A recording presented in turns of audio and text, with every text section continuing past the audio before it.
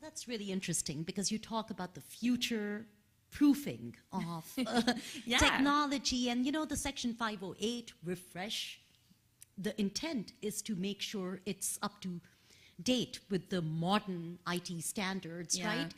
So talk about how inclusion, in your mind, plays into the modernization of IT as a whole. Yeah, there were a ton of people here from different government agencies. And how many of those agencies are thinking about accessibility first? Nope, not even one hand went up. Dominic's hand went up. Zero, right? Yeah.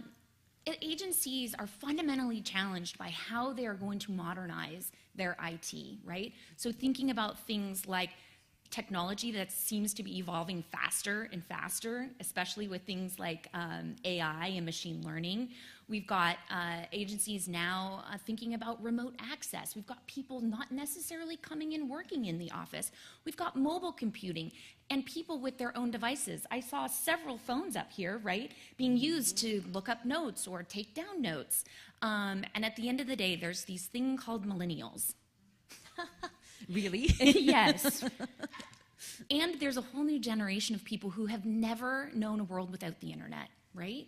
And so we see that they may be expecting new and different things out of government job and workplace. And so we really see accessibility as part of that modernization of IT, not this thing on the side.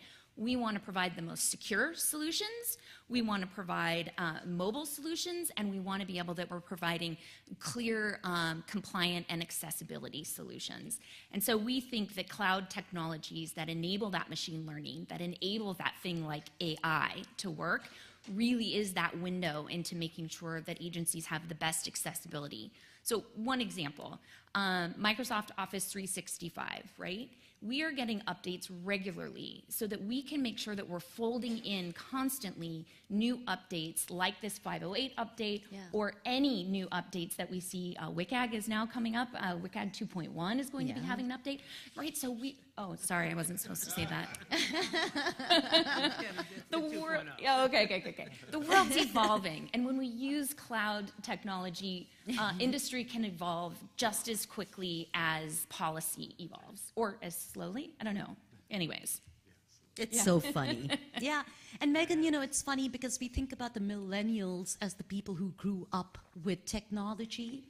And I was sitting at a restaurant and I saw this 5-year-old kid ask his dad, why can't I get a cell phone?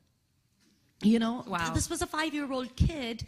And I mean, they deal with technology with Alexa, Siri, you know, so voiceover, I'm sure, is going to be natural to them as well. You know, speech input and output is going to be the natural modality of interacting with devices for them. And the funniest thing was the 3-year-old sister that was sitting across the table said, because the father said, well, why do you want a cell phone? Everybody has it in my kindergarten class. And then the 3-year-old said, and I want one too. So it's like how young, so technology, yes, very much so,